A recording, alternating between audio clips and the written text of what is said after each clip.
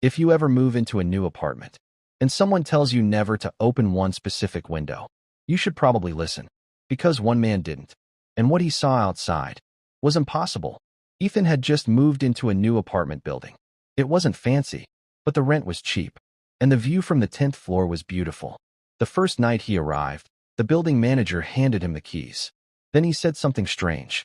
"There's just one rule in this building." Ethan laughed. "What kind of rule?" The manager pointed down the hallway. "Your bedroom window. Never open it after midnight." Ethan frowned. "Why?" But the manager only shook his head. "You'll sleep better if you don't ask." Ethan thought it was a weird joke. But that night, around 12:47 a.m., he woke up suddenly. The apartment was quiet, but something felt wrong. Then he heard it. A soft tapping sound. Tap, tap, tap. Ethan slowly turned toward the bedroom window. The tapping was coming from the glass. But that made no sense. He was on the 10th floor. There was nothing outside but empty air.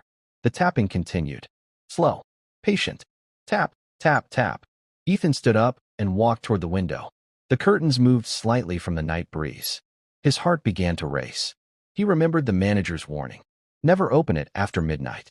But curiosity won. Ethan grabbed the curtain and pulled it aside. And his blood froze. Because something was standing outside the window. A man. Just standing there. Balanced in midair. 10 floors above the ground. The man's face was pale.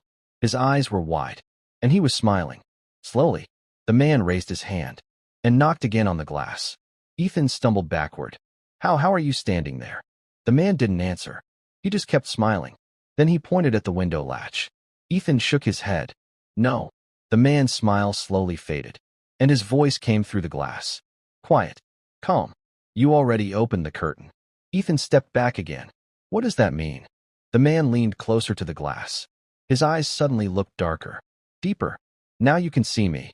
The tapping stopped, and the man whispered something that made Ethan's stomach drop. "Which means, you're the next one outside."